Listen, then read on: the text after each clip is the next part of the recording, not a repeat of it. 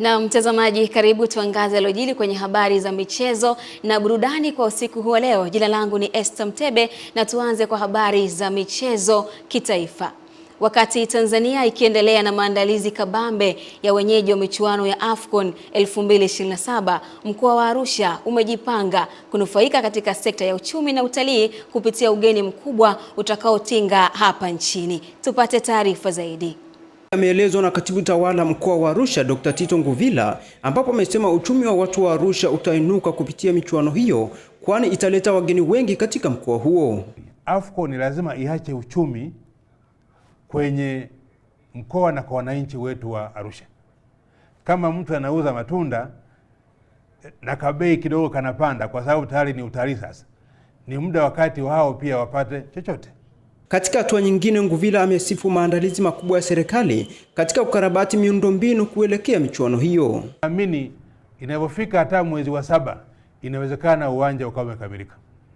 Watakapokuja kukagua tena kafu, wataona uwanja umekamilika. Sio ule tu, hata viwanja hivi vidogo vidogo vya mazoezi vingi vimeshakamilika. Maboresho yaliyobakia ni madogo madogo tu. Nikodem Marajiga, Channel 10. Asante Nikodem Marajiga kwa undani wa taarifa hiyo. Kitendawili cha timu zitakazopanda ligi kuu Tanzania bara msimu 2026-2027 sasa kimepata majibu baada ya Geita Gold na Kagera Sugar kufanikiwa kukata tiketi ya kurejea kwenye ligi hiyo. Geita Gold ilihakikishia nafasi yake baada ya kuibuka na ushindi wa mabao 3-1 dhidi ya Songea United katika uwanja wa Nyankumbu Geita na kufikisha pointi 71 kileleni kwa michuano ya Championship. Huku Kagera Sugar ushindi wa mabao 3-0 dhidi ya Ken Gold ambao ulifanya kufikisha pointi 68 na kujihakikishia nafasi ya pili, pointi ambazo haziwezi kufikiwa na wapinzani wake waliobaki. Akizungumza baada ya ushindi waliohakikishia nafasi ya kupanda daraja dhidi ya Songea United, kocha wa Geita Gold Zuberi Katwila amesema umoja wa timu umepelekea wao kurejea ligi kuu, huku nahodha Saidi Mbatia akieleza furaha yao kurudisha Geita Gold kwenye ligi kuu. Umoja uliokuwepo toka mwanzo wakati timu inatengenezwa, kwa maana waliandaa kutafuta wachezaji, baadaye walimu, lakini umoja uliokuwa nao kusema kweli umetusaidia sisi kuingiza ufundi na kuweza kupambana katika process ambazo tulikuwa tunapitia, kwa maana tushaingia ligi kuu, bado kutafuta championship, kwa sababu ni historia nyingine nimeandika kurudisha timu ligi kuu. Kwa hiyo niwapongeze wachezaji pamoja na uongozi mzima wa Geita Gold kwa kile ambacho walituandalia na kuweza kutimiza leo. Sisi kama wachezaji tunajisikia raha na burudani leo kuirudisha timu ligi kuu. Bado tuna focus ubingwa kwa sababu tumemaliza hatua ya kwanza, tumeipandisha timu ligi kuu, lakini bado tuna focus kwa mchezaji mmoja mmoja na timu kiujumla. Tunahitaji tuwe machampion na tuweze tukaongoza kipindi chote tokea tulipoanza mpaka hapa tulipofika. Kwa hiyo nia yetu tukanyanyue kwa na pongezi kwa Geita Gold pamoja na Kagera Sugar. Kwingineko, mkuu wa mkoa wa Mwanza Saidi Mtanda amewasihi wa Tanzania kuendelea kuenzi na kudumisha utamaduni pamoja na amani ya nchi, akisisitiza kuwa utamaduni ndio msingi wa utambulisho wa taifa. Akifungua wiki ya tamasha la utamaduni la Bulabo katika uwanja wa Red Cross Kisesa linaloongozwa na kauli mbiu isemayo maridhiano kwa njia ya amani ndio jadi yetu, linda maadili ya Mtanzania, ambalo huandaliwa kila mwaka na jamii ya Wasukuma kusherekea mavuno yao. Mtanda amesema taifa lisilo na utamaduni ni sawa na taifa lililokufa, hivyo jamii ina wajibu wa kulinda mila na desturi zenye tija kwa maendeleo, sambamba na kuachana na tamaduni zilizopitwa na wakati kama ukeketaji na ndoa za utotoni.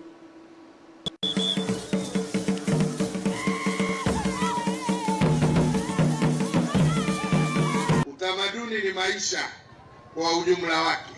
Utamaduni ndiyo kitambulisho cha kila mtu na kila taifa. Taifa lisilo na utamaduni ni sawa na taifa lililokufa. Sisi wa Tanzania tumerithi utamaduni mzuri na bora kutoka kwa mababu zetu, lakini kwa sababu ya changamoto ya utandawazi na mwingiliano wa mila na desturi za kigeni, ipo hatari ya kuupoteza utamaduni wetu. kuenzi na kudumisha tamaduni wetu, ingawa si vibaya kuiga utamaduni wa kigeni ulio mwema na bora, lakini pia si jambo jema kuacha utamaduni wetu ambao ni bora na kuachana na utamaduni wetu ambao uliopitwa na wakati. Ziko tamaduni nyingine kama za ukeketaji, waoza watoto katika umri mdogo, mila na desturi za namna hiyo. Tunasema na tumekubaliana kwamba zimeshapitwa na wakati. Taarifa hiyo kutoka mkoani Mwanza inatuwekea utoo kwenye habari za michezo kitaifa, na sasa tukaangaze kunani kwa upande wa habari za michezo kimataifa. Florentino Perez ataendelea kushikilia kiti cha urais wa klabu ya Real Madrid baada ya kuibuka mshindi katika uchaguzi wa urais wa klabu hiyo uliofanyika siku ya jana. Uchaguzi ambao ulikuwa wa kwanza kufanyika ndani ya miaka 20 kwa wanachama wa klabu hiyo kupiga kura moja kwa moja. Perez mwenye umri wa miaka 79 amemshinda mfanyabiashara Enrique Riquelme katika uchaguzi uliovuta hisia kubwa miongoni mwa wanachama wa klabu ya Real Madrid, huku matokeo ya awali na kura za maoni zikionyesha rais huyo wa muda mrefu akiongoza kwa tofauti kubwa ya kura. Ushindi huo unaongeza muda wa Perez kuendelea kuiongoza Real Madrid, klabu ambayo amehudumia katika vipindi viwili tofauti tangu mwaka 2000. Chini ya uongozi wake, Real Madrid imekuwa moja ya klabu yenye mafanikio zaidi duniani, ikitoa mataji mengi ya ligi ya mabingwa barani Ulaya, La Liga na mashindano mengine makubwa, huku ikitekeleza mradi mkubwa wa ukarabati wa uwanja wa Santiago Bernabeu. Uchaguzi wa mwaka huu ulikuwa wa kihistoria kwa kuwa ulikuwa mara ya kwanza tangu mwaka 2006 ambapo Perez alipata mpinzani wa kweli katika kinyang'anyiro cha urais. Mpinzani wake Enrique Riquelme aliingia katika uchaguzi huo akiahidi mageuzi ya kiuongozi, uwazi zaidi ndani ya klabu na sera mpya za maendeleo ya muda mrefu, lakini yote hayo hayakutosha kumshinda Perez kwenye uchaguzi huo. Kenny Malila, Channel 10 Michezo. Na ndivyo ambavyo anatamatika Kenny Malila akiangaza kwenye habari za michezo kimataifa. Na katika habari za burudani tunaangazia zilizobamba mtandaoni, ambapo leo msimulizi wetu Witness Ngalawa Winga Teleza anatujuza yapi yamejiri huko. Kutoka mtandaoni naanza upande wa soka, ambapo taifa jipya kwenye michuano ya kombe la dunia, timu ya taifa ya Curacao imezua gumzo kubwa huko duniani baada ya kuwasili kwenye kambi yao ya kombe la dunia kwa mwaka 2026 kwa njia isiyo ya kawaida kabisa.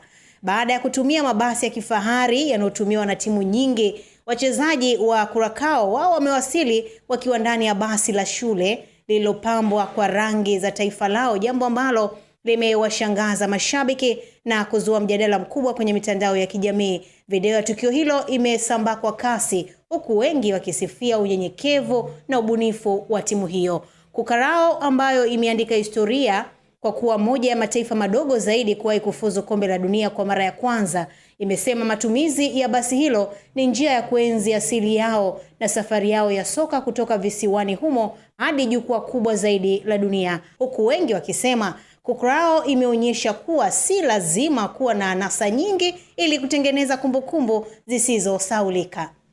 Nahitimisha kutoka hapa nyumbani, mchungaji Salome Laurenti Kikoti wa kanisa la Kanani Mpya Ngaramume jijini Arusha naye ameendelea kuwa gumzo huko mitandaoni baada ya video kuonyesha akiingilia kati kundi la wananchi wenye hasira na kumwokoa kijana aliyedaiwa kuwa mwizi.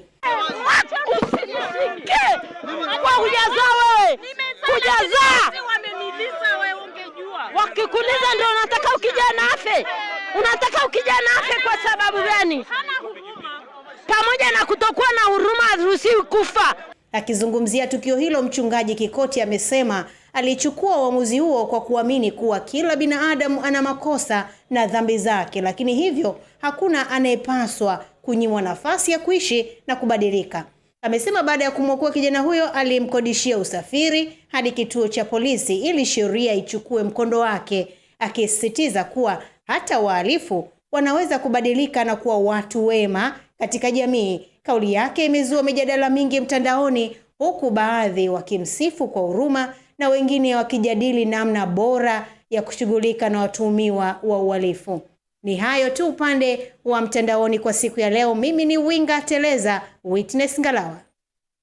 Naam, asante Witness Ngalawa kwa kutupitisha huko kunako mitandaoni. Na ndivyo ambavyo tunatamatisha habari za michezo na burudani kwa usiku huu wa leo. Mimi ni Esther Mtebe, nikwambie tu kwamba hasira siku zote huwa hasara.